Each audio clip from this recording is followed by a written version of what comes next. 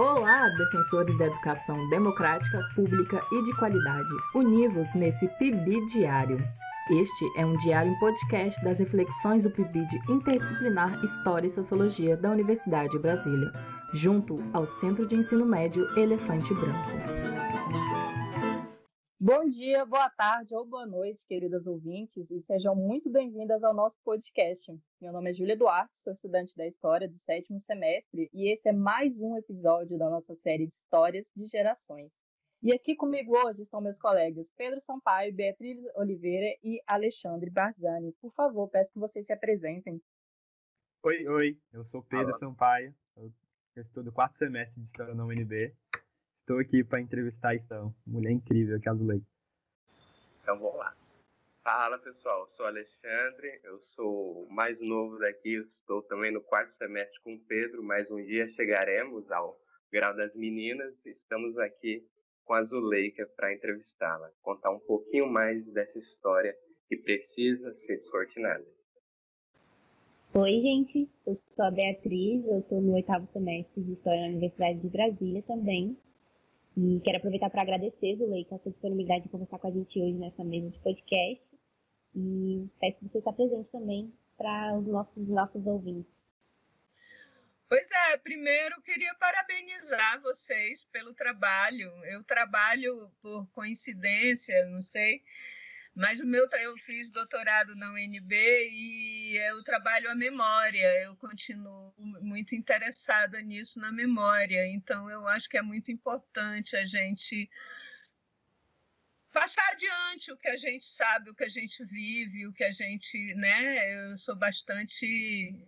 eu estudo memória, história e literatura, né? Então, identificar a memória nos trabalhos de literários e como a história entra junto com a memória. Então, tem tudo a ver com meus interesses. Bem, meu nome é Zuleika Maria Souza Porto, eu moro em Brasília desde 1971,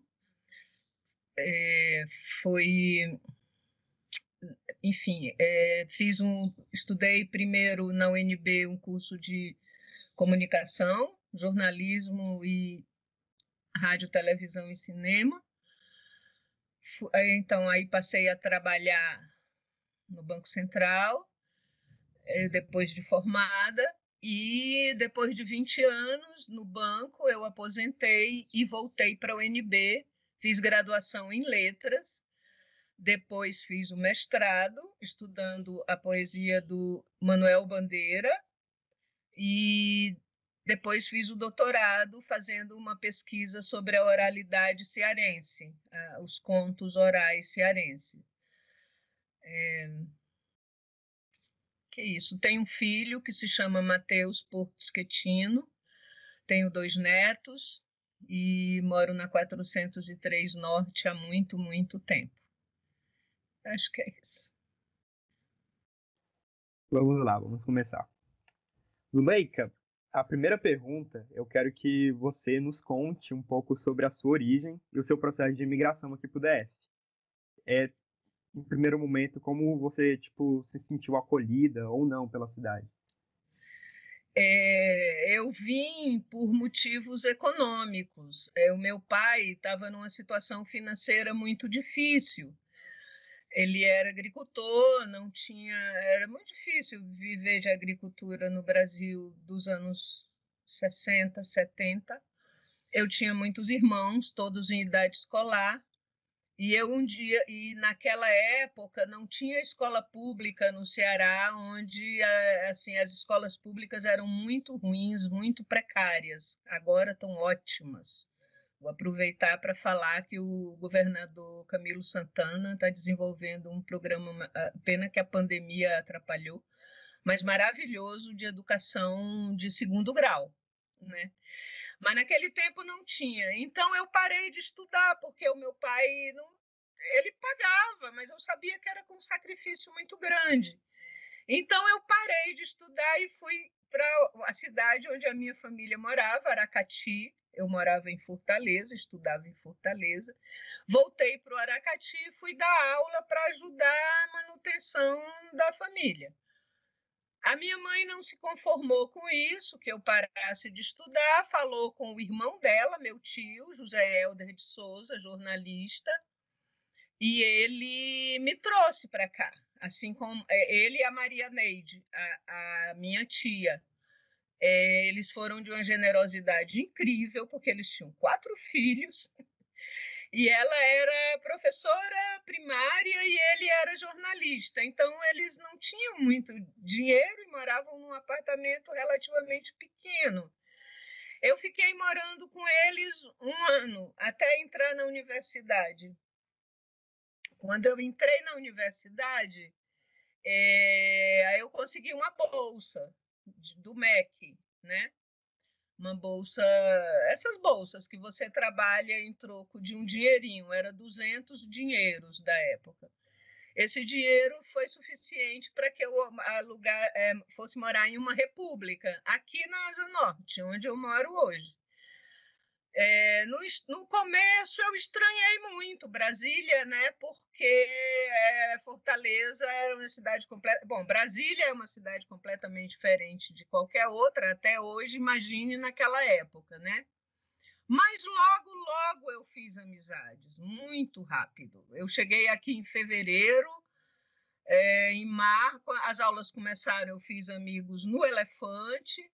E depois eu comecei a fazer amigos, assim, um amigo leva outro amigo, logo eu fiz muita amizade. E depois que eu entrei na universidade, aí pronto, aí eu me apaixonei pela UNB, me apaixonei pela vida na UNB, pelas amizades e tal, e pronto, e nunca mais eu deixei Brasília, é a minha cidade de adoção mesmo. Eu me sinto mais pertencente a Brasília do que a Fortaleza, porque foi uma cidade onde eu morei muito pouco e Brasília me acolheu muito mais. Então, eu digo que nem sempre é onde você nasce que estão suas raízes. Às vezes, suas raízes vêm de longe, não sei explicar. Mas é o lugar onde eu me sinto em casa, é Brasília. Essa quadra aqui. Essas pobres centos aqui. Respondi, Pedro? Respondeu lindamente. Se a cidade me acolheu sim. E a universidade também. Muito legal. Vou dar prosseguimento então com a segunda pergunta, que é especificamente como foi viver esse CEMEB, né, em 1971, você é dessa geração do CEMEB. E aí aqui a ideia é que você conte pra gente, né, memórias que você tenha, de coisas que você viveu no CEMEB, se quiser falar dos seus amigos e amigas que fez também, é super bem-vindo. O que te vem à memória desse tempo que você estudou no CEMEB, né? Certo. Como eu disse, as minhas memórias são poucas, porque foi 1 ano que eu estava chegando, era muita coisa acontecendo. Mas o que eu me lembro do Elefante Branco? Turmas enormes, muita gente no 3º ano, né? Era 3º ano científico naquela época que chamava, né? Muita gente, as turmas tinham assim 50 alunos, e eu era de uma turma que era a turma E. Eu estou dizendo os nomes das turmas para vocês terem uma ideia do tanto de alunos, né? Eu estava nessa turma E, então todas as salas estavam superlotadas. E resolveu-se criar uma turma extra. Então, o pessoal da administração da escola passava nas salas perguntando quem era que estava insatisfeito com a sua própria turma e queria mudar. Então, eu fui para a turma N, que foi a melhor coisa que eu fiz, porque a turma N tinha todos os rebeldes e inadaptados das outras salas, né? Era todo mundo que não estava... A turma onde eu estava, a turma E, era um pessoal muito bem comportado, e eu não era, eu era muito rebelde, né? Então, eu fui para essa turma N. E aí, eu encontrei o meu pessoal, né? Então, é o que eu lembro. Os professores, alguns eram ótimos. Tinha uma professora de português. A professora de português tinham 2. O Elefante era uma escola muito boa. Tinha 2 professoras de português, uma de gramática e outra de literatura. A de literatura era maravilhosa. Sandra Souza Carmo, muito boa professora. Eu assisti a aula na primeira fila para ficar bebendo as palavras dela. Ela falava de Drummond, falava... Maravilhosa. O professor de física era muito bom. O professor de química era uma professora, de biologia, genética era muito boa. Tinha professores excelentes, mas tinha alguns professores lamentáveis. Uma delas era a professora de história. A professora de história era lamentável. Ela queria convencer, ela falava absurdo na sala, do tipo assim, que os negros eram filhos do Cã, que era o filho do Noé, que tinha rido do Noé quando Noé bebeu e ficou nu. A gente não aceitava uma explicação dessa, a gente ficava revoltado, então a gente fazia uma revolta na sala, né? Não estamos aqui para aprender a Bíblia, estamos aqui para aprender história, né? Então essa professora era muito ruim. E aí eu não lembro o nome dela. Amizades, algumas me seguiram para a universidade, continuamos amigos na universidade. Algumas pessoas moravam comigo na época, 3 pessoas moravam na minha república, eu não vou dizer quais eram, porque aí eu não tenho permissão delas para falar. Mas foram amizades muito importantes para mim, né? E o que mais? O Elefante estava tendo uma reforma, foi um ano que fez muito calor, eu estudava à tarde, a sala era virada para o poente, era um calor insuportável, aí tivemos 15 dias de recesso, porque foi muita seca, a cidade era muito mais seca, porque não tinha árvore. Consegue imaginar o plano piloto? As árvores eram pequenininhas, não tinham crescido. O calor era abrasador, era muita sede. Então, tinha o professor de física, por exemplo, antes da aula começar, ele mandava todo mundo ir para o banheiro, molhar a cabeça para voltar. Só aceitava entrar na sala com o cabelo molhado, para a gente acordar e prestar atenção.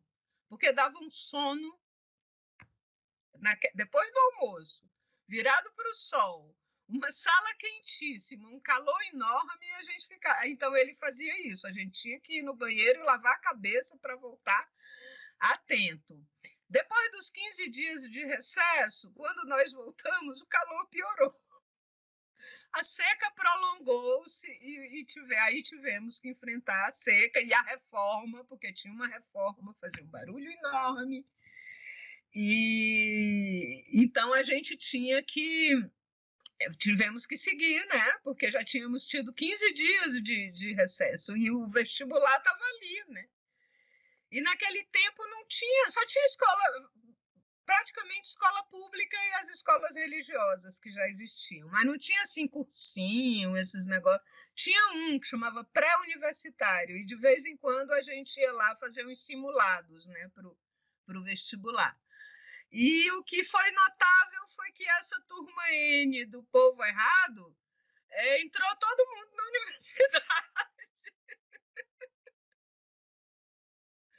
Com exceção de uma pessoa, uma turma que aí já não eram 50, eram 30, porque com essa mudança tentaram, né, criaram mais 2 turmas, a M e a N, então aí as salas ficaram com por volta de 30 alunos.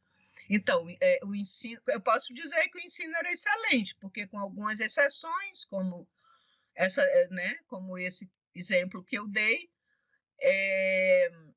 o ensino era muito bom. Então, nós passamos. Todos nós entramos na universidade, e por isso muitas amizades continuaram, né? Depois outros foram para cursos mais da área de exatas, né? Então, cada um seguiu sua vida, mas os que estavam ali pela comunicação, sociologia, continuamos nos dando durante bastante tempo. Hoje eu já não tenho mais contato com ninguém. Do Elefante. Da UNB, sim. Muito legal, Zuleika. Obrigada. Pesquisando, né, sobre o elefante nesse ano, a gente encontrou algumas reportagens no Correio Brasiliense que a gente chegou a te mandar, né? E aí eu queria te perguntar sobre aquela criação do Centro Cultural de Extensão Cultural que foi criada no Elefante, né? E para a gente que estava lendo assim no jornal, pareceu bastante um braço da repressão dentro da escola, né? Da repressão militar, assim, para ter uma noção de controle mesmo, enfim. O Elefante é uma escola historicamente visada, né, pela repressão. Visada, sim. Já tinha bastante histórico de estudantes fazendo oposição abertamente, uma série de coisas, professores também, professores. Sim. E aí a gente chegou a ver que esse centro chegou a criar, por exemplo, um jornal que circulava pela escola, com temas, né, de caráter, por exemplo, comportamental, como a questão do uso de tóxicos, coisas desse sentido. Eu queria te perguntar se você lembra desse jornal, se você lembra desse centro e das atividades que eles levantavam, assim, foi uma coisa que a gente ficou curioso lendo nos jornais. Eu não participei desse centro, nem tomei conhecimento, e o jornal também não. Eu acho que a gente meio que não ligava para essa, né? Assim, a gente não confiava, né? Não confiava nesse. Né? Eu li, você falou um jogo de xadrez como general. Eu nunca iria fazer um jogo. Primeiro, eu não queria aprender xadrez, e depois. Também muito menos como general. Sim, essa história eu sei. Sabe por quê? Eu tenho uma amiga, grande amiga, hoje, que ela estudou no Elefante. Ela e o marido estudaram no Elefante, eu acho que em 68. Então, ela tem as histórias da resistência. Mas quando eu entrei, foi nesse período. O Elefante estava tipo sob intervenção, né? Tinha mudado a direção, né? E esse discurso, você vê que era uma obsessão deles, né? De que o marxismo o marxismo penetrava nas pessoas por meio das drogas. Que loucura, né? Não tinha nada a ver uma coisa com a outra. Então, essa minha amiga e o marido, eles falariam desse momento em que o Elefante era um foco de resistência, né? Mas eu não. Quando eu entrei, ele tinha passado por toda essa reformulação aí, né? E agora nenhum professor tinha nenhum discurso, só essa professora com essa história de que eu também só gravei de todas as aulas dela, eu só gravei esse absurdo dela dizer que os filhos de Cã eram os negros. Eu só gravei esse absurdo. Então foi uma professora inútil. E então sim, era isso que eu queria dizer para vocês. Eu não sei se eles gostariam de gravar, mas seria um depoimento, né, bom para vocês dessa minha amiga. Mas eu acho que eles não sei, teria que perguntar se topariam dar um depoimento. Mas é uma experiência bem diferente da minha, um momento bem diferente. Do que eu lembro mais, rapaz, era da fila da merenda, era uma fila enorme. Jovem sente muita fome, né? Jovem sente muita fome. Eu ia para o Elefante a pé, eu morava na 205 e a pé voltava a pé. Então, no meio da tarde, eu já estava morrendo de fome. E o lanche era leite com chocolate, pão com manteiga. Então, todo mundo entrava na fila. E, às vezes, a fila era tão grande que você passava o recreio inteiro na fila. Era isso. E o que mais?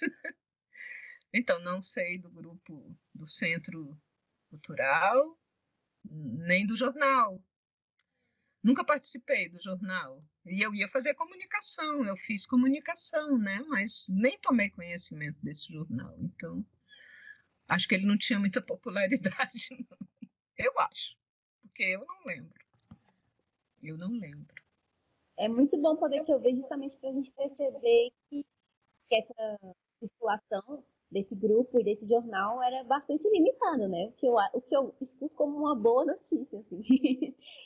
Mas Júlia vai dar prosseguimento aí para a próxima pergunta, né? Bom, então vamos lá.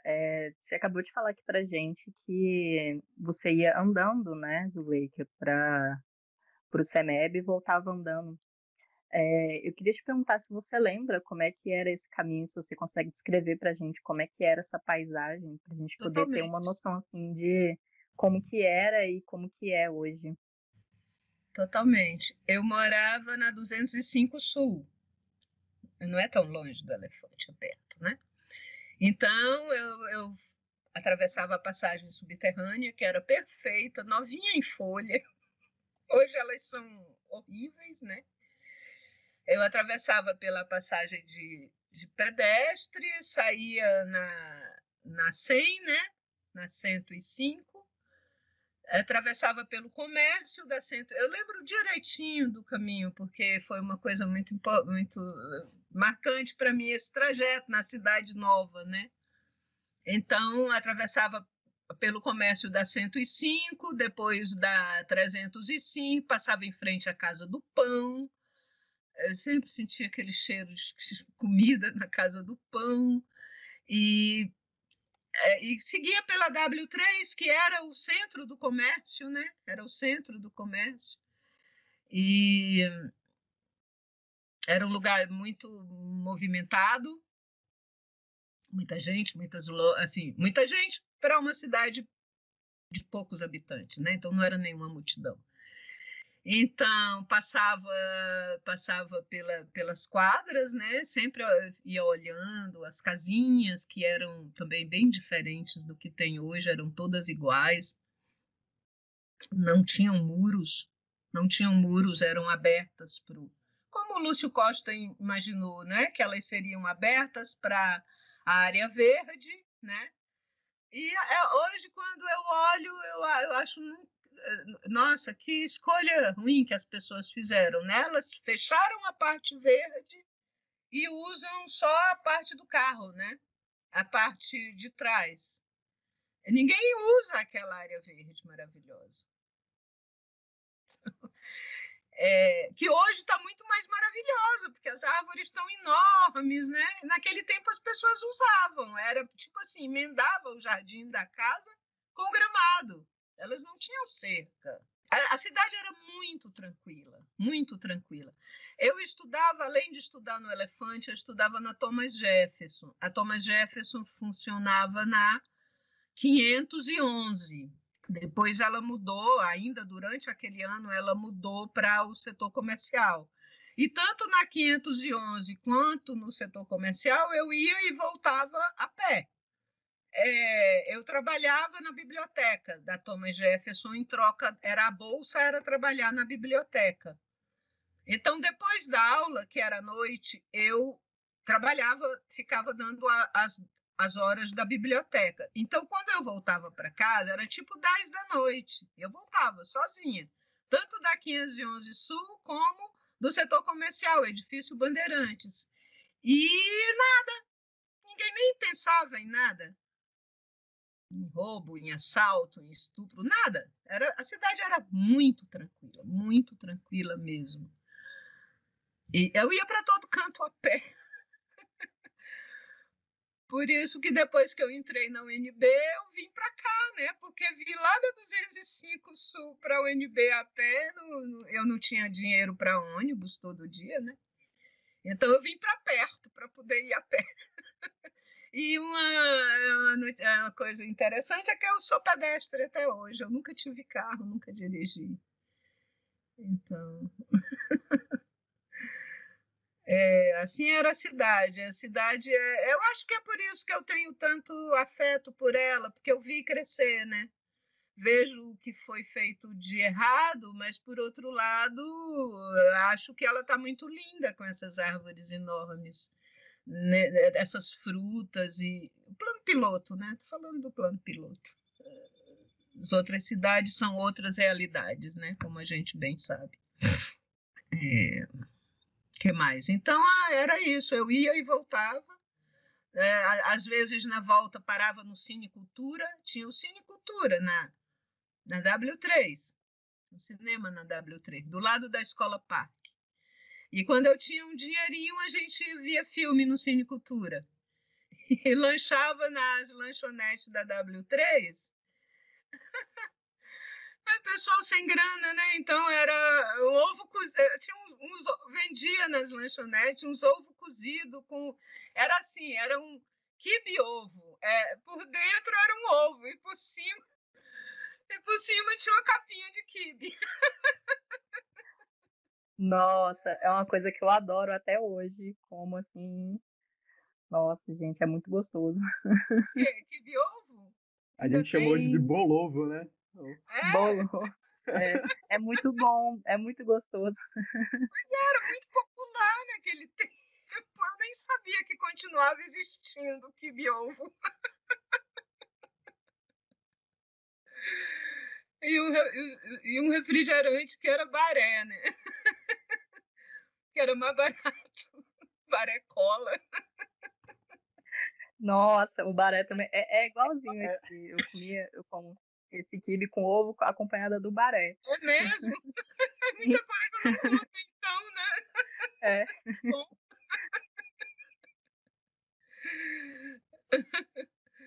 Essas são as minhas lembranças mais...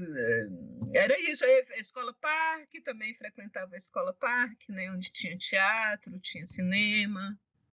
E ao Teatro Nacional, que meu tio era jornalista, e todos os convites que ele recebia para peça de teatro, ele me dava.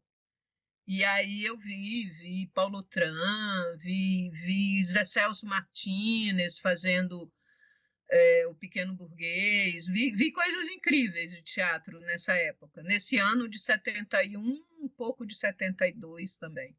Depois eu fiquei mais voltada para a universidade, né? Frequentava menos a casa do meu tio, ganhava menos convite, frequentava menos o teatro. Opa, agora acredito que insere-se na minha pergunta, Zuleika, e você até já abordou um pouquinho, que era a respeito dos outros espaços sociais que você frequentava neste período, além da escola. E você disse o teatro, Casa Parque, mas nesses espaços, com os de hoje, você vê continuidades ou você vê desrompimentos? Como você os vê hoje, como você os via anteriormente? Bom, o que a gente tem é que, no momento, nosso país está com a cultura zero, né? Atividades culturais, assim, mesmo antes do vírus, mesmo antes da pandemia. O Teatro Nacional está fechado há quantos anos? O Teatro Nacional está se acabando. Eu acho uma loucura. Outro lugar onde tinha era o Teatro Garagem, do Sesc. Eu acho que também não vejo mais nada, né? A cidade era muito pequena, os espaços eram menos do que hoje, mas havia mais produção, havia mais... Outro grande evento que eu nunca perdi era o Festival de Cinema, né? No Cine Brasília. Teve, inclusive, um ano que o festival foi proibido, não teve, né? Então, como eu vejo hoje, tem muito artista, muito mais do que naquela época, a cidade cresceu muitíssimo, o movimento artístico é muito forte, mas eu acho que nesse atual momento eu só posso dizer que estamos passando por um momento excepcional e eu não vejo como falar de cultura nesse momento em que a gente tem um governo perseguidor da cultura, né? Eu acho que até mais do que na época da ditadura. Eu não sei. Existia censura, claro, existia censura. Mas quando se driblava a censura, as coisas aconteciam, né? Não sei. Alexandre, né? Alexandre, é que eu não te vejo. Não sei se eu respondi sua pergunta. Teve momentos muito bons da cultura brasiliense. Eu acompanhei tudo, né? Eu tenho um filho, nós fomos, né? Teatro infantil, coisas maravilhosas, com Fernando Vilar, teatro para jovem também, Fernando Vilar, Hugo Rodas, Aloysio Batata, que morreu, Humberto Pedrancini, que foi meu colega de universidade, cinema, eu fiz cinema na cidade, também é um movimento muito mais forte hoje do que naquela época, porque tem mais gente e o cinema ficou mais viável, né? Assim, não vamos tirar a história da pandemia e do Bolsonaro do cenário, o cinema ficou mais viável, ficou mais barato, né? Quando o cinema era em película, só em película, era muito caro. Eu fiz um filme sobre Brasília, participei de um outro filme do Armando Lacerda sobre Taguatinga, que chama Taguatinga em Pé de Guerra, e fiz o Super 8 enquanto eu estudava na universidade, eu fiz 3 Super 8. Então, sim, meio assim, difícil comparar com hoje, né? Então, dá para comparar, assim, a evolução da arte na cidade, eu poderia falar, mas hoje, puxa vida, né? Hoje estamos sobrevivendo, né? Respondi o que Respondeu divinamente. Obrigada. Bom, então, dando prosseguimento, primeiro eu vou localizar os nossos ouvintes aqui, né, sobre esse documento, que a Zuleika até já comentou um pouco. Nós encontramos esse processo que, no fundo do Serviço Nacional de Informação, ele foi inicialmente feito pelo Comando Militar do Planalto, a 11ª Região Militar, no ano de 1973. E o que consta nele? É um processo sobre prisão de alguns jovens estudantes em repúblicas aqui na Asa Norte e Asa Sul, com as acusações de subversão, utilização de entorpecentes e posse de material de impregnação ideológica, mais conhecido como documentos marxistas comunistas, livros e coisas do tipo. E a Zuleika, a nossa entrevistada aqui maravilhosa, ela é uma das pessoas que foi presa nessa ação realizada pela Polícia Militar. E, bom, Zuleika, a gente gostaria que você comentasse um pouco sobre esse processo, que você desse a sua versão, porque nós temos a versão dos militares e a nossa questão é como que era ser mulher, jovem, universitária, tendo em vista esse contexto político e o que aconteceu com você nele durante esse momento. Então, a gente gostaria que você conversasse com a gente um pouquinho sobre esse acontecimento. Uhum. Como a gente conversou antes de começar a gravação, eu contei que eu dei meu depoimento para a Comissão da Verdade Anísio Teixeira, onde está a minha narrativa do que aconteceu. Nós morávamos em República porque nós queríamos...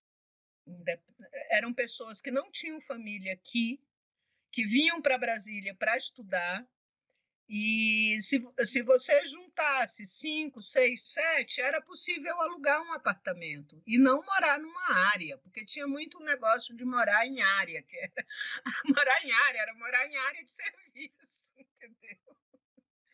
Que muitos moradores dessas 400 até a 8, que era o que tinha, né, alugavam a área de serviço para estudantes da UNB. Mas muita gente preferia morar num apartamento, né, onde tivesse lugar para fazer. Então tinha muito essas repúblicas. Que as pessoas se juntavam por afinidade, geralmente porque eram colegas na UNB, faziam a mesma matéria, eram amigas. E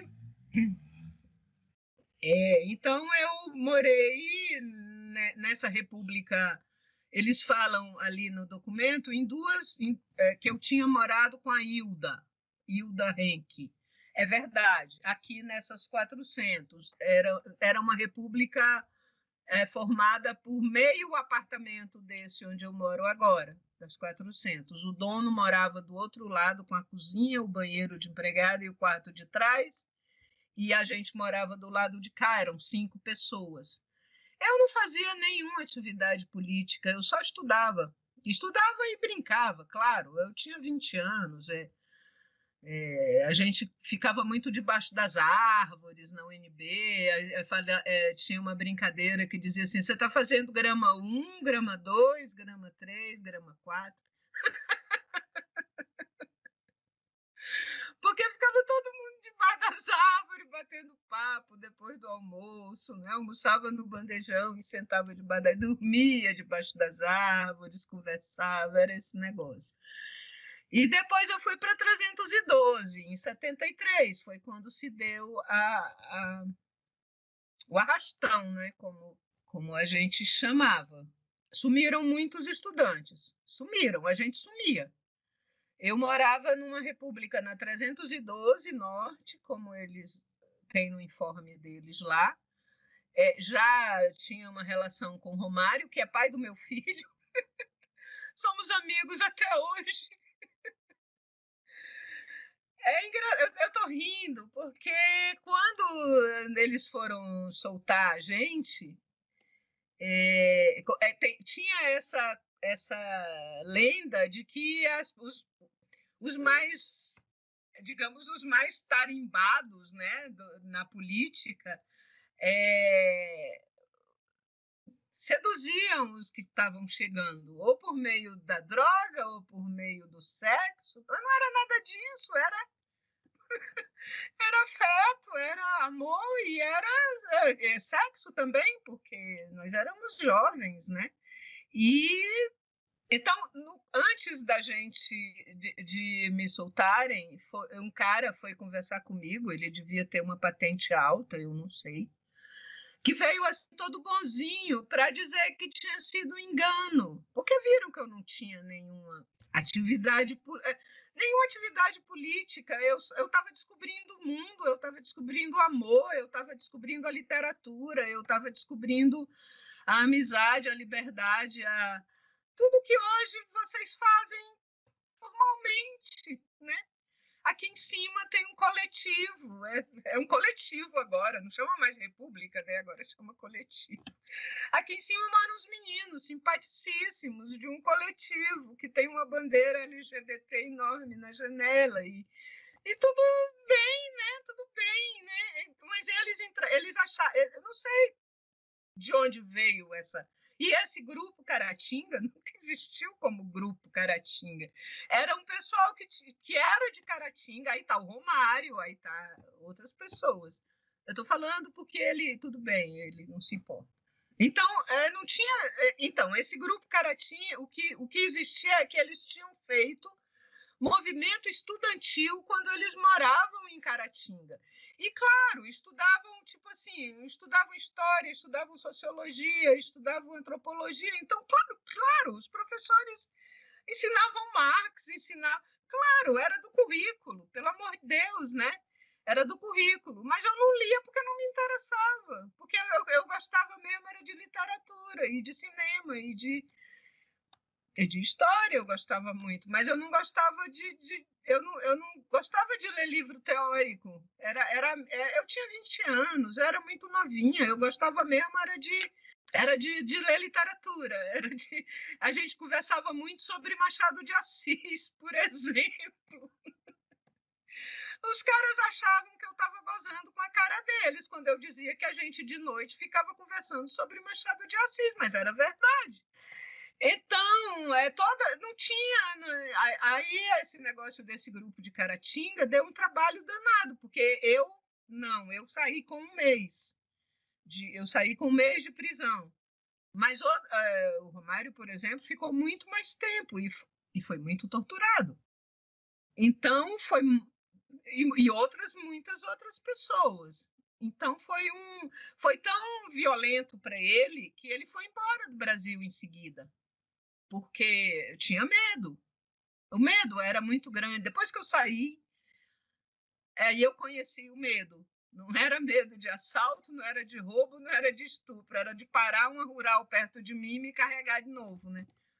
Porque eles entraram na nossa casa, não tinha nenhum documento que autorizasse, eles entraram Eles não tinham identificação nenhuma, eles não se identificaram, eles bateram na porta, a gente abriu, eles invadiram, o cara tinha uma metralhadora enrolada, eu acho que era uma metralhadora, mas tinha uma arma enrolada num saco de pano. Ali eles entraram, ali eles levaram os nossos livros, as nossas cartas, levaram todas as minhas cartas, porque eu me comunicava com a minha família, né?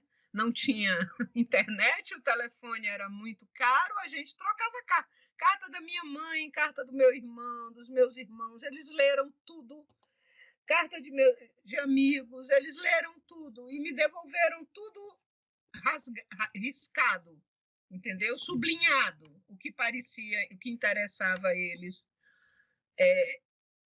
Foi dessa forma, eles entraram, carregaram tudo. Eu não vi como, nós entramos num Fusca, botaram um capuz preto na nossa cabeça e eu fui deitada no chão do Fusca à noite. Depois a gente, aí foi pro PIC, né? Fiquei numa cela do PIC. Ainda encontrei uma menina nessa cela, uma das que são citadas ali no documento deles. Ela era tão inocente. Aí ela perguntou assim, por que você está aqui? Eu falei, eu acho que é por causa de maconha. Aí ela falou assim, eu também acho que é, porque eu não sei, eles me perguntaram o que era AP. Aí eu falei que era apartamento. AP era Aliança Popular, ela não sabia. Então veja que gente mais perigosa que eles prenderam, né? Um monte de artista, um monte de jovem, né? Essa é a história. Eles nos prenderam por causa dos nossos costumes, não foi por causa das nossas ações. Não foi porque a gente ameaçava o governo, não foi porque a gente fazia parte de nenhum movimento de partido ou de, partido clandestino. Não. Uma pessoa fazia parte do PCB, mas, partidão, né? Aquele negócio terrórico, né? Não tinha ninguém da luta armada, não tinha nem... Era esse povo, né? Então, o que incomodou foi a maneira que a gente vivia. Foi a maneira que a gente vivia. Eles descrevem como lugares imundos. Não eram imundos. A gente não era sujo, a gente era pobre. Então, os colchões eram no chão, porque a gente não tinha cama. Mas não era imundo. Entendeu? Cabeludo, eram cabeludos, sim, senhor, mas eram limpinhos e cheirosos, né? A gente não tinha máquina, mas a gente lavava roupa na mão. Enfim, gostava de estar junto, né? Porque, puxa vida, quando você tem 20 anos, você quer estar com um monte de gente da sua idade. Ainda mais se você está sozinha numa cidade onde você não tem pai, mãe, tio, tia, nada, ninguém. Quer dizer, eu tinha meu tio, minha tia lá, às voltas com 4 crianças, trabalho e casa e tudo, Eu ia visitar, mas eu gostava mesmo de estar com pessoa da minha idade, isso é normal, isso é... E é isso que eu temo muito, que eu comecei a... Aí eu vou falar demais, não sei. Eu comecei a perceber já há algum tempo que eu comentava com um amigo meu como tudo estava ficando, como a sociedade brasileira estava se tornando conservadora de novo, né? E agora nem preciso falar nada, né? Um monte de direito que a gente conquistou nesses anos todos sendo ameaçado por um... Enfim. Eu nem preciso falar, né? De hoje eu nem preciso falar, que vocês estão vivendo e sabem tudo. Então era isso. Se você seria curioso, se vocês quiserem ler depois, vocês vão ver o meu lado da história, que é o nosso lado da história. Como foi que tudo se deu, né?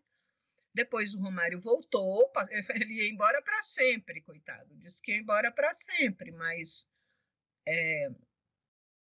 voltou e voltou para a universidade, perdeu o trabalho que ele tinha no banco. Outro detalhe, todos nós trabalhávamos, não tinha ninguém vagabundo, todo mundo trabalhava. Eu trabalhava no Ministério do Trabalho, outro trabalhava no Banco do Brasil, outro trabalhava no Banco Central, outro dava aula, todo mundo trabalhava. E então ele perdeu o emprego dele no Banco do Brasil, porque foi considerado abandono, porque ele fugiu, né? Ele foi embora, né? Morrendo de medo. E perdeu o emprego. Mas voltou depois, mudou de história para jornalismo, virou jornalista e foi um jornalista muito bem sucedido, sindicalista, não desistiu, continua a mesma pessoa e continua a mesma pessoa, com os mesmos ideais, com o mesmo, né, de justiça. Isso todo mundo tinha, né? Essa coisa de que o povo precisava, enfim, precisava salário maior, precisava essas coisas, precisava de trabalho, precisava de escola, tudo que continua sendo, né, necessário que se distribua com igualdade, né? Era só isso, não tinha movimento organizado para derrubar o regime, porque a gente imagina que é uma pessoa de 20 anos, recém-saída de casa, né, que ia ter contatos e tudo mais, não tinha, era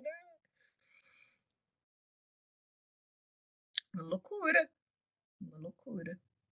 E o tanto de dinheiro que foi gasto com essa operação. Eles fotografaram a gente durante muito tempo. Fotografaram dentro de sala de aula, na fila do cinema, conversando parado na rua.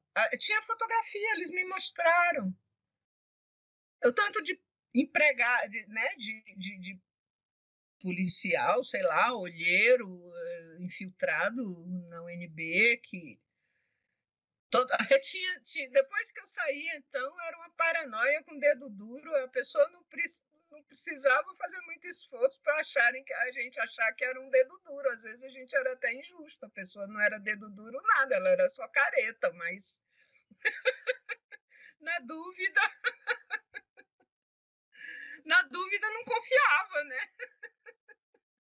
Porque sabia que existia, porque tinha visto. Poxa, fotografar dentro da sala de aula. O reitor era o capitão de mar e guerra, né? O reitor era da Marinha. E é incrível te ouvir, Zuleika, porque a gente estava, antes de começar a reunião, conversando sobre o documento, e o quanto para a gente, que é estudante da UNB hoje, é assustador ler o que se fala sobre a UNB, porque é hoje, de novo, que a gente tem que escutar enquanto estudante da UNB. E o que a gente tem que se justificar enquanto estudante da UNB, né? E a gente sabe que não é isso, assim, que é um espaço incrível, que a gente se constrói de múltiplas formas, assim. A universidade transformou minha vida completamente, é uma coisa incrível de se viver, e, enfim, é muito forte escutar seu relato e acompanhar essa história, assim. Só queria te agradecer muito, assim, muito precioso esse relato. É verdade que falaram que as universidades eram produtoras de maconha, que tinham plantações enormes de maconha na UNB, né? E que o estudante ficava o tempo todo fumando. Não é verdade, nunca foi verdade, né? Nunca foi. E hoje, puxa vida, hoje, né? Naquele tempo ainda, mas hoje eu fico muito, muito, muito triste com isso que você faz. Como fiquei, né? Com todas essas loucuras, escola sem partido, não pode falar de gênero. Cara, a gente tem que recuperar, enfim, recuperar o nosso país, né? Recuperar o nosso país, trazer ele para o século XXI, porque ele está no século, sei lá, 17, mais ou menos, queimação de bruxa e tudo mais, né? Só falta botar na fogueira, né? Se pudesse. Gente, então, Acredito que é isso, né? Eu não sei, eu acho que não tenho mais nada para dizer, assim. Ai, Zuleika, eu tenho a impressão que se a gente ficasse aqui 3 dias conversando, a gente ia continuar conversando 3 dias. Também. A gente só não intervém mais porque a gente tem um tempo de episódio, né? Senão, claro, eu sei. teria batido papo de todas essas histórias que você conta. Muito bom. Gostei muito de conhecer vocês. Fico muito feliz da universidade estar com esse pessoal brilhante, sabido e bonito. Eles são todos lindos. Ai, a gente fica muito feliz de conhecer essas gerações anteriores da UNB, de gente tão legal como você, com história tão legal. Obrigada, Zuleika. Muito obrigada pela sua participação hoje. Viva a juventude, viu? Vamos lá! Este podcast foi produzido e editado por iniciativa autônoma dos integrantes do PIBID História e Sociologia da UNB e possui finalidade educativa. A música utilizada é do grupo regional Segura Elas.